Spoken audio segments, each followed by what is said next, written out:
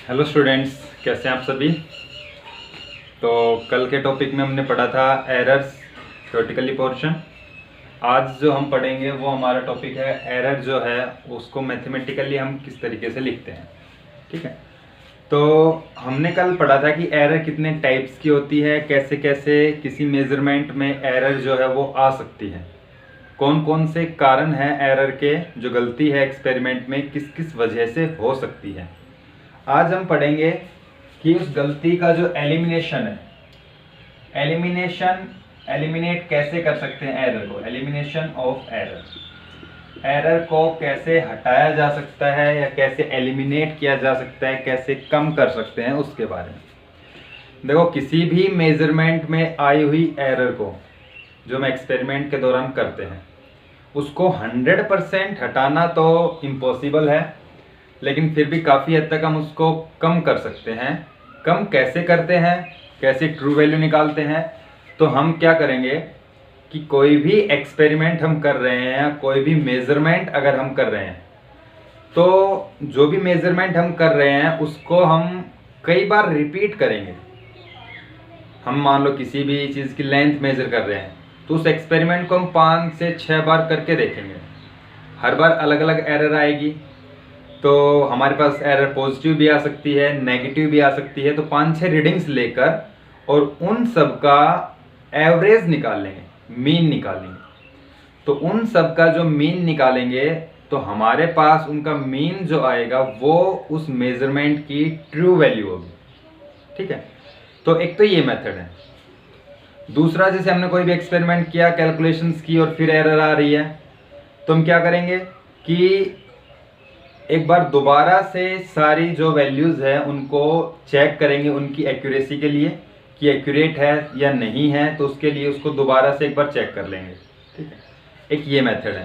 तो एलिमिनेशन जो है एरर्स का वो हम जनरली इस तरीके से हटा करते हैं।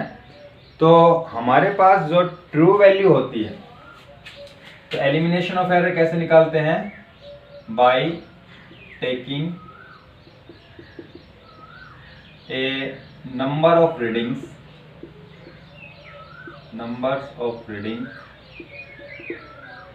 or repeat experiment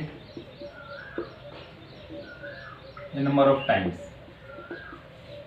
कई बार रिपीट करेंगे एक्सपेरिमेंट को और उससे जो रीडिंग्स लिए उसको लेंगे। तो हमारे पास जो then mean of all measurement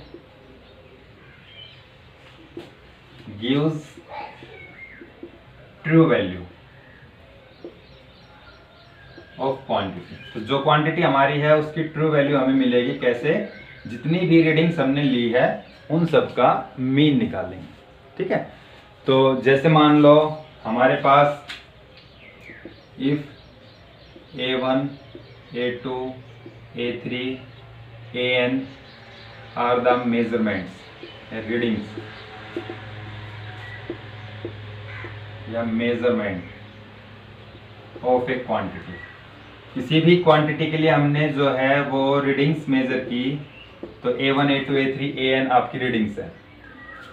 तो मीन वैल्यू जो है, मीन इन सब का, तो मीन कैसे निकालेंगे, n टाइम्स हमने रिपीट किया है तो इनका mean A1 plus A2 plus A3 plus up so on कहाँ तक, AN डिवाइडेड बाई n तक। तो जो मीन आएगा वही हमारे पास क्या होगी, ट्रू वैल्यू। तो मतलब ट्रू वैल्यू जो है कैसे लिखेंगे इसको, A बार से। तो ट्रू वैल्यू जो आएगी वो आपकी कितनी आएगी, A1 plus A2 plus A3 plus up so on AN divided by n। तो ये जो है उस क्वांटिटी की ट्रू वैल्यू आएगी। इसको हम समेशन की फॉर्म में लिख सकते हैं, इस तरीके से समेशन की फॉर्म में। तो देखो हमारे पास इसको हम और सोल्व करके आगे समेशन की फॉर्म में कैसे लिख सकते हैं। तो 1/n को हमने बाहर निकाल लिया, हमारे पास टर्म बचेगी A1 plus A2 plus A3 plus up so on AN। इसको समेशन की फॉर्म में कैसे लिखा जाता है कि ये वो जो पूरी टर्म है सम वाली, इसको हम एक ही छोटी सी टर्म बना के लिख सकते हैं। कैसे, तो समेशन का सिंबल, ये जो सिंबल है ये इनके समेशन को, एडिशन को दिखा रहा है, जोड़ को। ओके, और ये टर्म आपकी a1 plus a2 plus a3 plus an तक है, तो हम इसको ai लिख देंगे। जो टर्म रिपीट हो रही है a बार बार आ रहा है, 1 2 3 जो है उसके लिए हमने i लिख दिया। और i की वैल्यू कहाँ से कहाँ तक है, i की वैल्यू 1 से लेकर i की वैल्यू n तक है। अगर 1 रखोगे, i की जगह 1 रखोगे तो a1 बन जाएगा, ये समेशन का सिंबल है ये प्लस, फिर हम i की जगह 2 रखेंगे तो ये a2 बन जाएगा, फिर समेशन प्लस, फिर i की जगह 3 रखेंगे, फिर आपके पास प्लस, इस तरीके से हमें n तक जाएंगे तो आपकी ये पूरी जो टर्म है, ये पूरी टर्म आपकी ये हो बन जाएगी यहाँ से।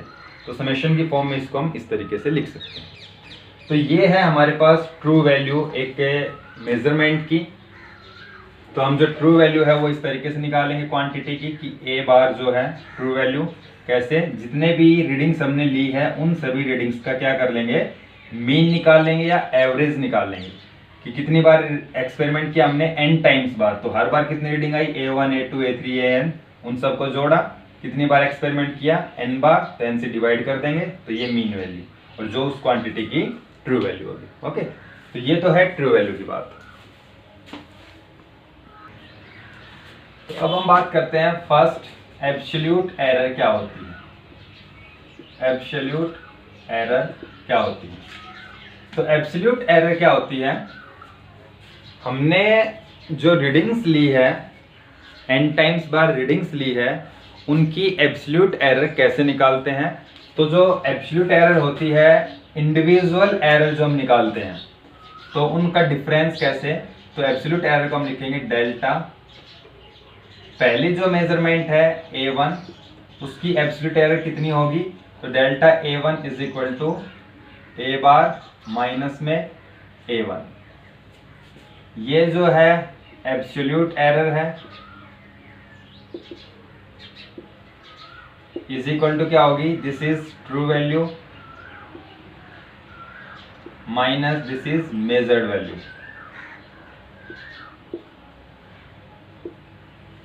ठीक है, इसी तरीके से दूसरी जो एरर आई थी a2, जो मेजरमेंट थी हमारे पास a2 मेजरमेंट, उसकी एब्सोल्यूट एरर क्या होगी, तो सिमिलरली हम क्या करेंगे, डेल्टा a2, तो डेल्टा a2 निकालना है, तो मीन वैल्यू क्या है, जो true value a bar minus में a2।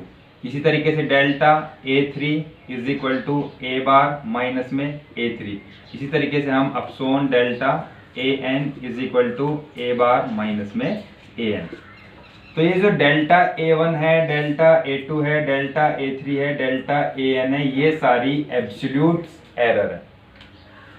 डेल्टा जो यूज किया जाता है, ये आपके पास चेंज को दिखाता है, स्मॉल जो चेंज आता है उसको रिप्रेजेंट करता है। तो हमारे पास जो भी मेजर्ड किया है हमने क्वांटिटी, तो वहाँ पर कितनी एब्सोल्यूट एरर है, तो एब्सोल्यूट एरर निकालने के लिए हमने जो भी मेजरमेंट आई है उसको हम जो ट्रू वैल्यू है उसमें से सब्ट्रैक्ट कर देंगे, तो ये जो आएगा हमारे पास एब्सोल्यूट एरर आएगा।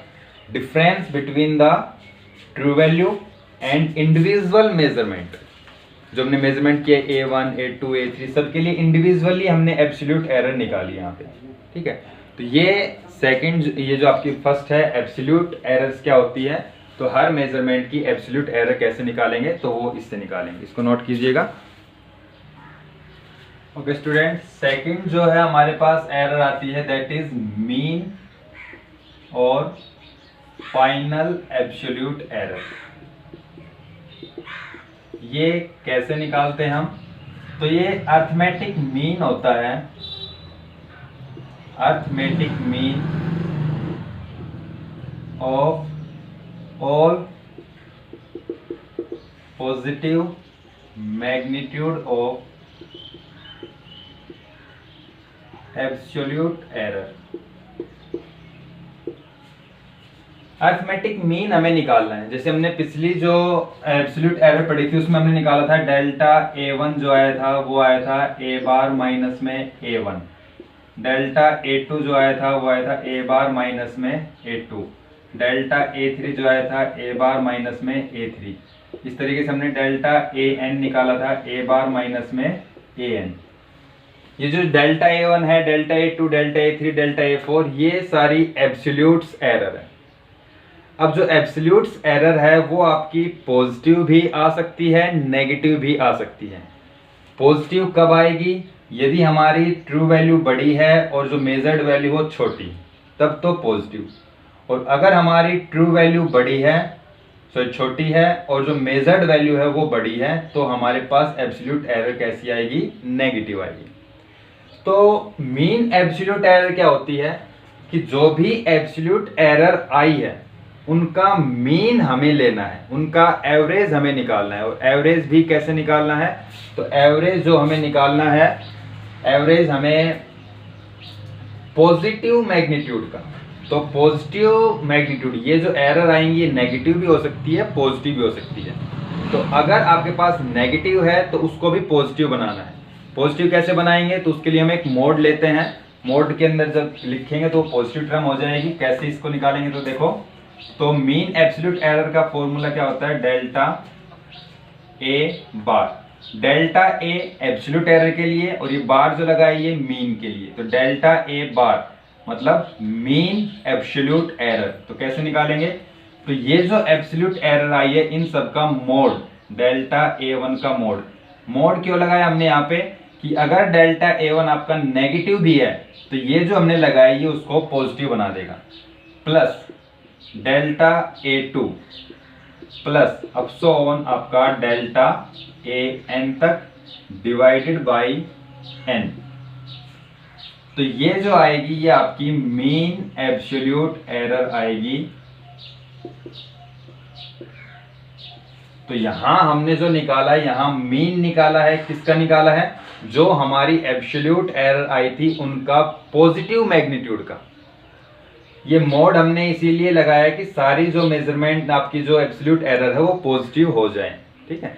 क्योंकि हम क्वेश्चंस करेंगे जब देखेंगे कि जो आपकी एब्सोल्यूट एरर वो नेगेटिव भी आती है, लेकिन हमें मीन एब्सोल्यूट एरर निकालेंगे तो उसके लिए हर एब्सोल्यूट एरर कैसी होनी चाहिए? पॉजिटिव। तो उसके लिए हमने क्या लगाया यहाँ पे? मैग्नेट और जो मोड लगा दिया है, ठीक है। तो ये आपकी मीन और फाइनल एब्सोल्यूट एरर है। अब मीन जो एरर आ गई आपकी, तो हम किसी भी फिजिकल क्वांटिटी जो है तो उसको लिखेंगे कैसे? जैसे हमारे पास कोई भी फिजिकल क्वांटिटी A है तो उसको हम लिखेंगे कैसे? विद एरर, एरर के साथ लिखना है। तो ट्रू वैल्यू, तो जो क्वांटिटी है उसको हम कैसे लिखेंगे? क्वांटिटी जो है उसको हम लिखेंगे true value plus minus mean absolute value, ठीक है। तो मीन एब्सोल्यूट एरर जो आई है उसको, तो जैसे क्वांटिटी आपके पास A है तो A is equal to true value क्या है? A का bar plus minus mean absolute error. तो मीन एब्सोल्यूट एरर कितनी आई है? Delta A bar. तो इस तरह से हम किसी भी क्वांटिटी को लिखते हैं एरर के साथ में, इस तरीके से रिप्रेजेंट करेंगे। ओके, इसके बाद में हमारी जो क्वांटिटी है उसकी जो मेजरमेंट आई है, तो जो क्वांटिटी है उस क्वांटिटी को हम कैसे लिखेंगे? ट्रू वैल्यू जो है measured value of will be such that कि जो मेजर्ड वैल्यू होगी वो आपके पास measured value will be such that कि हमारी मेजर्ड वैल्यू जो आएगी, तो जो आपकी वैल्यू है A less than greater than A bar plus delta A बार, या आपके पास ग्रेटर देन होगा किससे?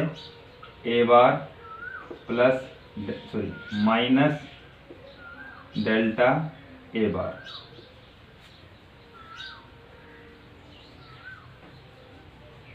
तो हमारी जो A वैल्यू है ये वैल्यू इस क्वांटिटी से छोटी या इक्वल होगी और इस क्वांटिटी से बड़ी या इक्वल। ये आपकी मीन जो ट्रू वैल्यू है उसमें से जो एरर आई है वो आपने माइनस की है, तो इस रेंज में हमारी ये वैल्यू लाई करेगी, इसके बराबर या इससे बड़ी या इसके बराबर या इससे छोटी। तो इसको हम लिखने का जो तरीका है, किस तरीके से लिखेंगे, तो वो इस तरीके से रिप्रेजेंट किया जाएगा। जो भी आपकी मेजर्ड वैल्यू है ए की, वो इस तरीके से आपकी लाई करेगी इन दोनों रेंज के बीच में। ठीक है, तो ये आपकी सेकंड एरर है, मीन एब्सोल्यूट एरर, तो इसको नोट कीजिएगा। ओके, अब हमारे पास थर्ड एरर आती है, रिलेटिव एरर। क्या होती है रिलेटिव एरर? तो रिलेटिव एरर जो होती है वो रेशो होती है, किस किस का ratio? Mean absolute error and mean value या ट्रू वैल्यू, इन दोनों का रेशो होती है। कैसे? तो जो रिलेटिव एरर है, रिलेटिव एरर, उसको हम क्या लिखते हैं? तो mean absolute error divided by true value, तो उसको हम डेल ए से लिखते हैं। किसके बराबर आएगी? Mean absolute error. तो मीन एब्सोल्यूट एरर को हम लिखते हैं delta A bar divide by true value, तो ट्रू वैल्यू को लिखते हैं हम ए बार से। तो ये रिलेटिव एरर है। तो जो रिलेटिव एरर आपकी ट्रू वैल्यू के रेस्पेक्ट में, जो मीन एब्सोल्यूट एरर, उन दोनों का रेशो। और लास्ट जो है वो होती है परसेंटेज एरर। क्या होती है? तो परसेंटेज एरर क्या होती है? जो हमारी रिलेटिव एरर आई है, तो परसेंटेज एरर जो होती है वो क्या होती है? Relative error multiply by 100%।